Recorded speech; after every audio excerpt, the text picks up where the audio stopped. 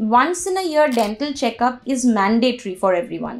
কিভাবে ব্রাশ করতে হয়, কিভাবে মেনটেন করতে হয় সেটা তাদেরকে সেখানেই শেখানো হয়, এখানে নেই। তাই জন্যে মা বাবাদেরই এই ইনিশিয়েটিভটা নিতে হবে, আর মা বাবাদেরই সেই মতন করে তাদেরকে বোঝাতে হবে কিভাবে ব্রাশ করবে, কিভাবে মেনটেন করবে। তো এরকম দিন গেছে কি সকালবেলা আর্লি মর্নিং স্টার্ট করেছি, সেই রাত্রির শেষ হয়েছে আবার মানে 1টা-2টো অবধি শেষ হয়ে আবার সেই ভোরবেলা 4টে উঠে গেছি। Cup of cha with Orunima, a cup of cha with Orunima, a cup of cha with Orunima, a cup of cha with Orunima. নমস্কার, আমি অরুণিমা আবার তোমাদের সামনে হাজির হয়ে গেছি। কি নিয়ে? ইয়েস, আরেকটা নতুন ঝাঁ চকচকে সাকসেস স্টোরি নিয়ে, যার সাকসেস স্টোরি শুনে তোমরা অবশ্যই মোটিভেটেড হবে। As you know there is a no shortcut to any success. আর সেই রকমই একজন মানুষের আজকে সাকসেস স্টোরি নিয়ে তোমাদের সামনে আমি হাজির। আজকে আমি পৌঁছে গেছি AM মেডিকেল সেন্টারে। আজকে clinical director of AM medical centre, none other than আমার খুব কাছের একজন বোনের মতো, ভীষণ ওকে ভালো লাগে আমার, ওর কর্মকাণ্ড সব কিছু দেখে তোমরা সবাই জানো, none other than doctor Moon Chattaraj. Thank you Moon, thank you so much. তুমি সময় দিয়েছো আমাদের পডকাস্টে, কারণ আমাদের পডকাস্টের মানে মোটোই হচ্ছে two motivate people, inspire people. তো আজকে আমরা ডক্টর মুন চট্টরাজের কিছু অজানা কথা, আর আমরা যেরকম জানি there is no shortcut to any success, আমরা শুনে নেব কবে থেকে জয়যাত্রা শুরু হয়েছিল। আমি পাস আউট করেছি 2008। আচ্ছা, 2003-তে আই জয়েন্ট BDS, 2008-এ আমি পাস আউট করেছি। তারপরে আই জয়েন্ট অ্যাপোলোর পর কাজ করতে করতে তারপরে ফেলোশিপ করেছি, ফেলোশিপ করে তারপর পোস্ট গ্রাজুয়েশন করেছি, তারপর বিয়ে হয়েছে, again I did another fellowship. তো 13 years of পড়াশোনার ফল, হ্যাঁ 13 years of পড়াশোনা and then the practice. তো অ্যাপোলোর পর আমি জয়েন করি AMRI-তে। AMRI আর নিজেরও একটা সেট আপ ছিল, অনেক ছোট ছোট অর্গানাইজেশনে আমি ইভিনিংয়ে কাজ করতাম। আমার মেইন লক্ষ্যই ছিল ডে ওয়ান থেকে কি কিছু শিখবো, before I could really do better on patients or work on patients, কি আমি আগে শিখবো, কাজ শিখবো। তো এরকম দিন গেছে কি সকালবেলা আর্লি মর্নিং স্টার্ট করেছি, সেই রাত্রির শেষ হয়েছে আবার মানে 1টা-2টো অবধি শেষ হয়ে আবার সেই ভোরবেলা 4টে উঠে গেছি। And the journey is that, but it is very enjoyable. মানে যেই জিনিসটার উপরে তোমার প্যাশন ছিল, আজকে সেই জিনিসটা নিয়ে তুমি এক্সপ্লোর করছো অ্যাজ এ ডক্টর, মানে নিজের পড়াশোনা যা খেটেছো লাইফে সেটার আজকে ফল আমাদের সামনে, রাইট? সুতরাং আজকে একজন মহিলাকে যখন আমরা দেখি একটা লিডিং জায়গায়, ভীষণ করে আমি পার্সোনালি মোটিভেটেড হই, এবং প্রত্যেকটা মেয়ে যাতে এইভাবেই মোটিভেটেড হয়, আই থিঙ্ক সো। বিকজ যেটা ডক্টর বললেন যে অনেক হার্ডওয়ার্ক, রাত্রিবেলা শেষ হয়েছে আবার সকালে শুরু হয়েছে, তাই আজকে she is an successful doctor as well. তো ছোটবেলা থেকে ইচ্ছে ছিল মন তুমি ডক্টর হবে বলে? একদমই ইচ্ছে ছিল না, বিশ্বাস করো। ছোটবেলা থেকে I was a very creative person. আমি আমার দিদার কাছে মানুষ, তো আমার দিদা was also a very creative person. তো ওই ছোটবেলায় যেমনি ঠাকুমার ঝুলি হয়, আমার দিদার ঝুলি ছিল। তো সেইখানে আমার মনে আছে ছোটবেলায় আমার দিদা রান্না করতে করতে হঠাৎ করে গল্প বলতে বলতে আটা দিয়ে একটা ছোট্ট মানুষ বানিয়ে ফেললো, বা একটা ছোট্ট টিকটিকি বানিয়ে ফেললো। সেটা নিয়ে আমি বসে বসে রং করতাম, সেইটা নিয়ে খেলা করতাম, সেইটা নিয়ে একটা গল্প বানাতাম। সো মাই গেম, যেহেতু I am the only child of my parents, so my game was all with দিদা and her stories and her creativity, and it got out my creativity ওইভাবে। তো আমি সবসময় ভেবেছিলাম কি আমি কিছু করব, ক্রিয়েটিভ লাইনে যাব, বিকজ ছোটোবেলা থেকে আমার নাচ, গান, আঁকা, এই স্কাল্পচার বানানো বা কোনো নাটক করা, এইসব আমার খুব পছন্দ ছিল। আমরা যেটা দেখতে পাচ্ছি, মানে সবসময় যেটা দেখে এসেছি ইন দ্যাট ওয়ে, তাই জন্য এই ক্রিয়েটিভিটি কেম আউট। মানে রোজ একটা নতুন গল্পের বই। আমার মনে আছে দিদার সাথে তখন লাইব্রেরি ছিল, লাইব্রেরি যাওয়া, তো দিদা এক একটা বই নিয়ে আসতো, সেই গল্পগুলো পড়ে পড়ে শোনাতো। যেহেতু আমি বাইরে থাকতাম, তাই আমি পাটনায় থাকতাম, আমি বাংলাটা পড়তে পারতাম না, প্রবাসী বাঙালি। হ্যাঁ, তো আমার দিদা সেই পড়ে পড়ে শোনাতো, আর সেইটাই হচ্ছিল আমার জগৎ। কিন্তু আবার there is always a flip side of it. আমি পড়াশোনায় খুবই ভালো ছিলাম তখন, ফার্স্ট ছাড়া সেকেন্ড আসতাম না। তো যা হয় মধ্যবিত্ত পরিবারে, তুমি ভালো পড়াশোনা হলে আইদার তুমি ডাক্তার হবে বা ইঞ্জিনিয়ার হবে, তোমাকে জয়েন্টে বসতেই হবে, তোমায় সেটা করতেই হবে। So that way the journey started. মানে ছোটবেলা থেকেই ডক্টর মন চট্টরা ছোটবেলা থেকেই ক্রিয়েটিভ ছিল এবং ছোটবেলা থেকেই ড্রিম ছিল ডক্টর হওয়ার। She did it. আর আজকে আমরা যখন তার চেম্বারে আসি, তার মেডিকেল সেন্টারে আসি, সেখানে চারিদিকে তার পেন্টিং আমরা দেখি এবং আমি অনেক দিন ধরেই জানি ওনাকে।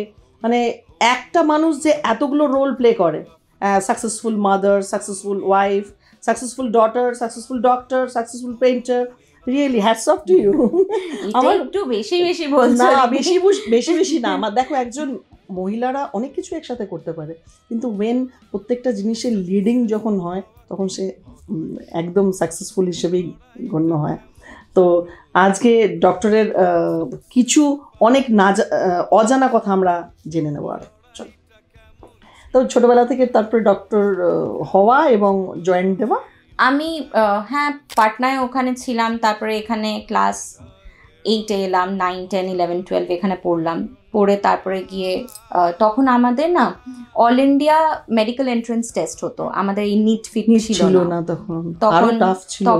তখন ওখানে এন্ট্রান্স টেস্টে আই অপটেড ফর আউটসাইড। যেহেতু আমি কলকাতায় জয়েন্ট, আমি ICSE-তে পড়েছি, তাই জন্য আই অপটেড আউটসাইড কর্ণাটকাতে, ওখানে গিয়ে আমি পড়াশোনা করেছি। So the journey was like that. তো সেখানে পড়াশোনা করা, বাইরে যাওয়া, বাইরে পড়াশোনা করা, পোস্ট গ্রাজুয়েশন করা, ফেলোশিপস করা, তো এইগুলো তো জার্নিটা চলেছে। অ্যান্ড আমাদের লাইফটা কি, we have to always keep on updating ourselves, তো সেটা তো চলতেই থাকবে। হ্যাঁ ডক্টর, আমি যেটা জিজ্ঞেস করছি, ধরুন আজকের জেনারেশন যখন প্যারেন্টসরা ভাবছে ছেলে মেয়েদেরকে ডাক্তারি পড়াবে, বা অনেক সময় চারিদিকে যা সিচুয়েশন, তো এখানে কি মা বাবারা কিভাবে মোটিভেট করবে ছেলে মেয়েদের, বা ছেলে মেয়েরাই বা কিভাবে নিজেদেরকে মোটিভেট করবে যে আমরা এই প্রফেশনটাকে? This is a very noble profession, সবচেয়ে বড় কথা, there is no shortcut to it. তো কেউ যদি মেন্টালি প্রিপেয়ার্ড থাকে কি I want to serve, then they should come to it. Otherwise তো আজকাল এত প্রফেশন বেরিয়ে গেছে, এত লাইন বেরিয়ে গেছে যেগুলো আমাদের সময় ছিল না। বাট এখানে ঢোকা মানে you have to completely dedicate yourself if you really want to be successful. আমার মনে আছে বাবা সবসময় আমায় বলে কি it doesn't matter তুমি কি প্রফেশন চুজ করো, if you are a gardener also and you are the best gardener, so better you be that. So you should be best in what you do. তো তার জন্যে যে পরিশ্রমটা করতে হয় সেটা করতে হয় সবসময়। তো তোমাদের সামনেই সবটা।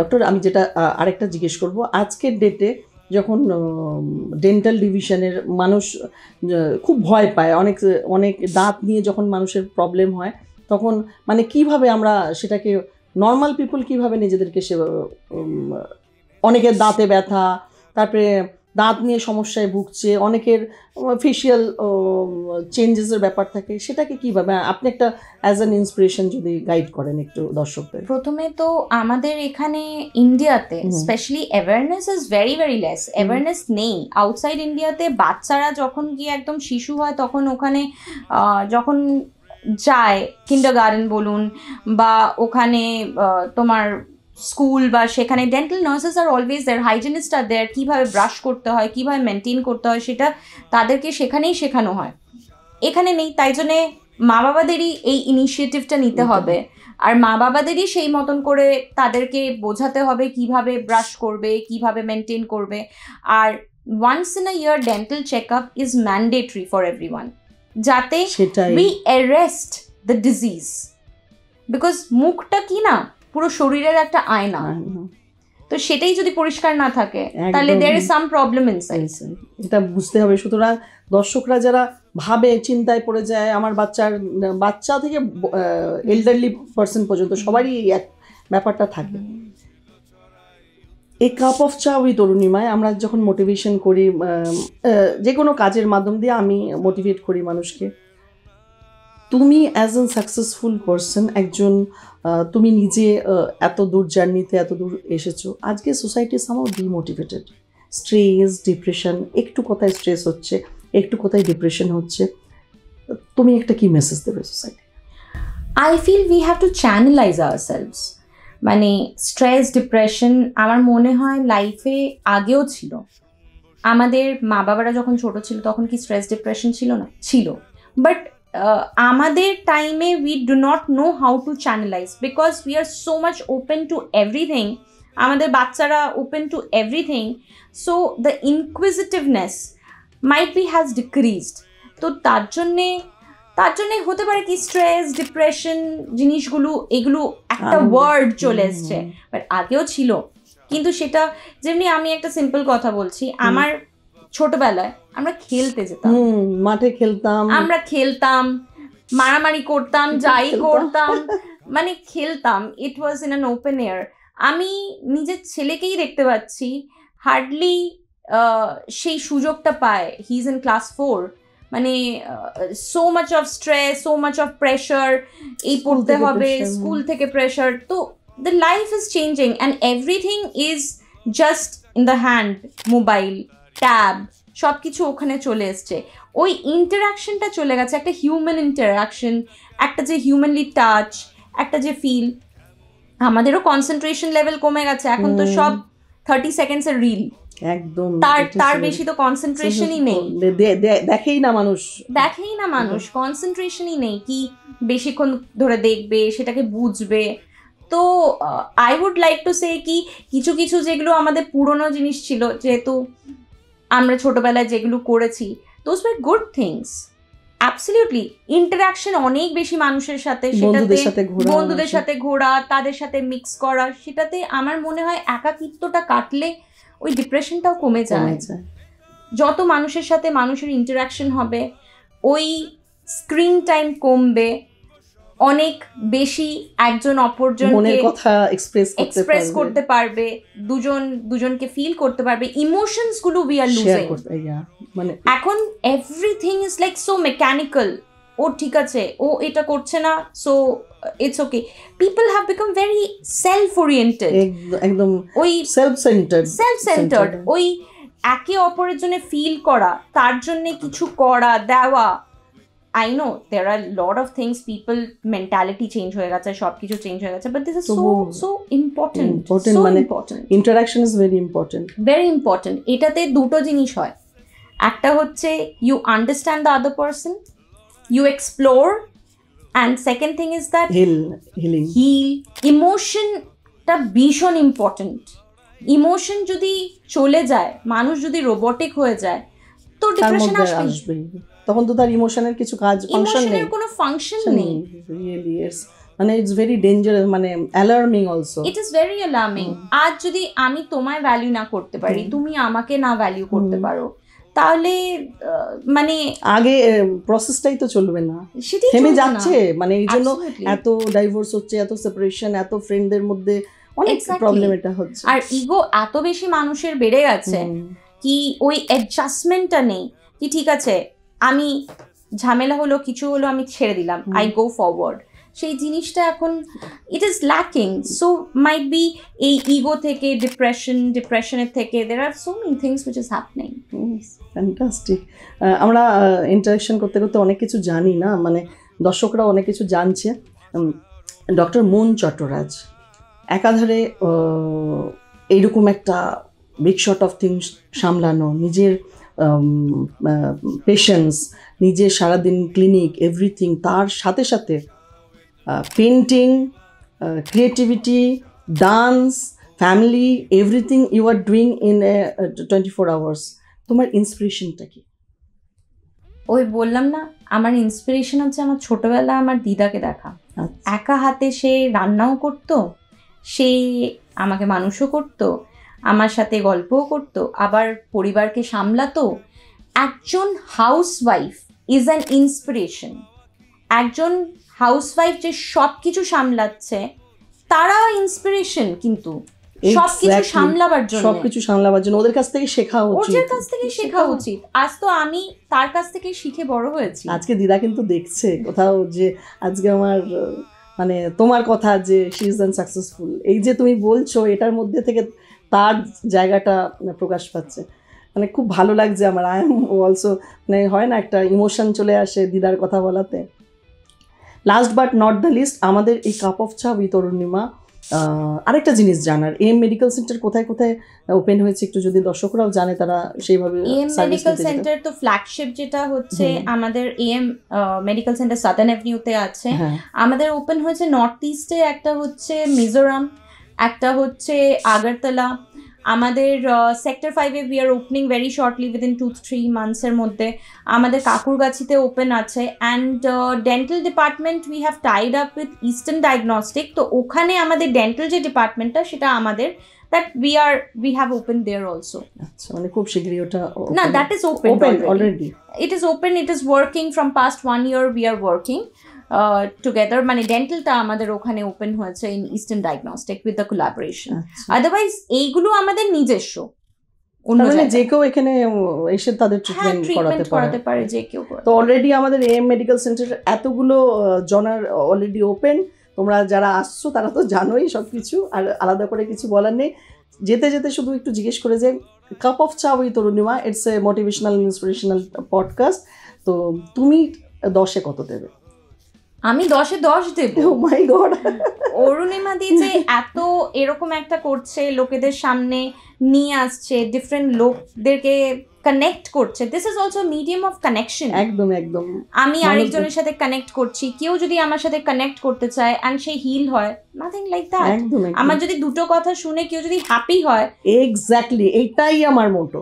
একদম তুমি আমার কথাটাই বললে, মানে দুজন মানুষও যদি চেঞ্জ হয়, দুজন মানুষও যদি উপকৃত হয়, সেটাই। It is the best way. Thank you so much. আর আমার এই পডকাস্টে আসার জন্য আবার অনেক ধন্যবাদ। এবং আমার সবচেয়ে বেশি ভালো লাগছে দর্শক বন্ধুরা, যে একজন আমি এসেলফ অ্যাজ এ ওমেন, আমি যখন দেখি যে একজন ওমেন এইরকম হার্ড ওয়ার্ক করে কতজনকে এমপ্লয়মেন্ট দিচ্ছেন, মানে really hats off to you. যেই রাজ্যে আমরা বলি যে মেয়েরা শোষিত হচ্ছে কিছু কিছু জায়গায়, চারিদিকে যেসব দেখি সেইখানেই তো তোমার মতো মেয়েরাও। আর আমি এটা তোমাকে একটা মজার জিনিস বলবো, এটা হয়তো আমার বলা উচিত না, but we are female dominated organization. Amra maximum females are working in my organization. The ratio is almost like 70-30. 70% is female and 30% is male. বাপরে বাপ, মানে আমার কিছু বলার নেই। মানে আমি এটা জানতাম না, এম মেডিকেল সেন্টারে maximum 70% are women are there and 30% are male. তাহলে বোঝো মেয়েরা তোমরা পিছিয়ে নেই কোথাও, তোমরা এগুলো দেখে তোমরা ইন্সপায়ার হও। সুতরাং আর বেশি কিছু বলবো না। Thank you so much. জুড়ে থাকো আমাদের সাথে cup of cha with Arunima and M medical সেন্টারের সাথেও থাকতে হবে। চলে এসো এখানে যে কোনো কিছু treatment, right? Absolutely. Bye bye. Editing নেই কোনো গল্পের মাঝে, শুনে নাও তুমিও লাগবে কাজে, ভাষার অনুপ্রেরণা। Cup of cha with Arunima, cup of cha with Arunima, cup of cha with Arunima, cup of cha with Arunima, a cup of cha with Orunima.